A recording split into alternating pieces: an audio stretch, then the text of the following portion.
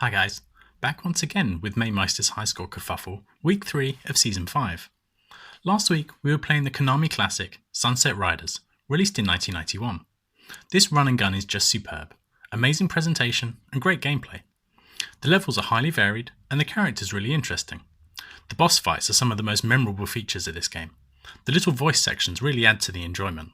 I never get tired of hearing the first boss say, "Bury me with my money," and the second really feels like a gunfight.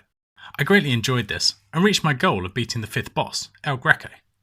Beyond that, it gets a bit more difficult, and I died fairly quickly in the section with the Indians. Mark chose this game, and his run on YouTube is great. He got a good way through the game.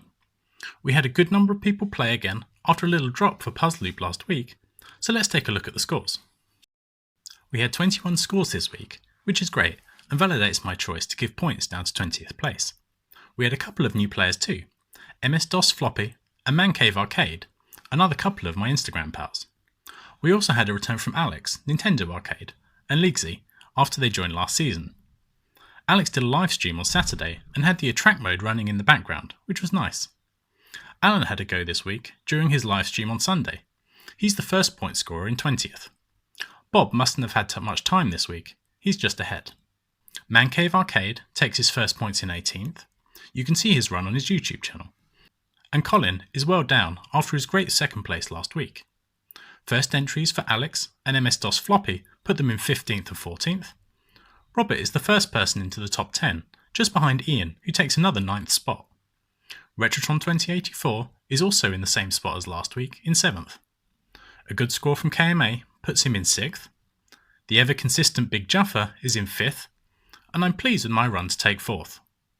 Our top 3 all did very well. Leagsy takes his best finish in 3rd.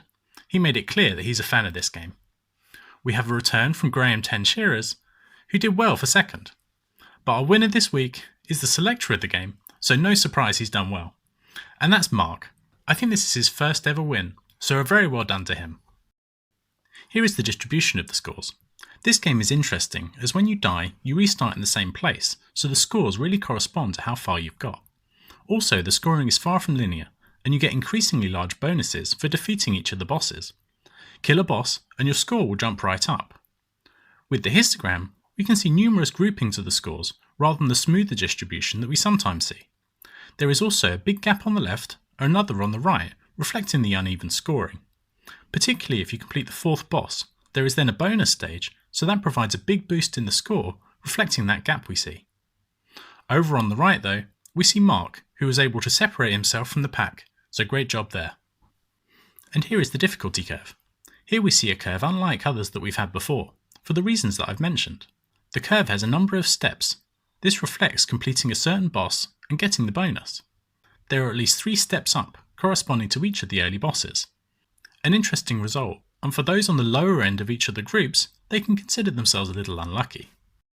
Now that we've had 2 games, we can look at the league table for the first time. New entries and great scores for 10 Shearers and Leagsy have seen them jump into 5th and 7th. A good effort from KMA sees him climb 3 spots. But our biggest mover this week is Mark, who is up 8 places straight into 2nd spot. Big Juffer remains 3rd with his 5th place, but our leader for the 2nd week running is me. With the 1st and 4th place, I'm the one to catch currently, but I'm pretty sure someone will. Be it Mark, Juffer, Graham, or maybe we see a run of submissions from Charlie Farr or Sick Boy.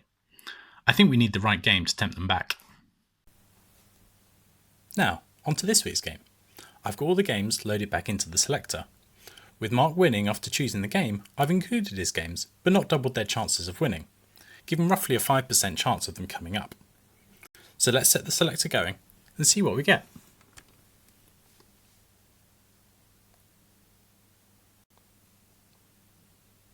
Okay, so the winner is Pingy.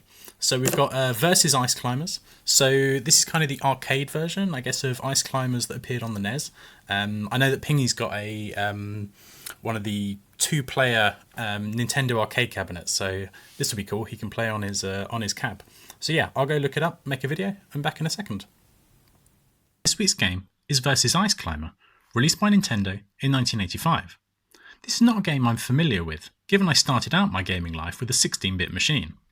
All I know about the Ice Climbers is their appearance in Super Smash Bros. Melee on the GameCube. a game I'm extremely fond of. Having a little play, and the game is a platformer, but one where you have to contend with variable weather conditions and slippery surfaces pushing you in different directions. Your character Popo is also pretty floaty, with limited movement in the air after you've jumped, so this will take some getting used to.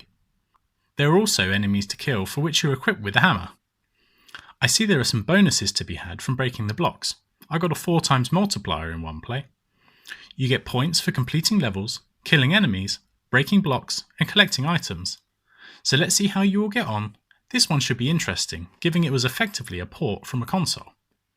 The previous Nintendo arcade games that we've had have been Popeye and Donkey Kong all the way back in Season 1, so this is a nice return to Nintendo here. I hope you'll enjoy playing, and I'll see you next Tuesday. Bye bye.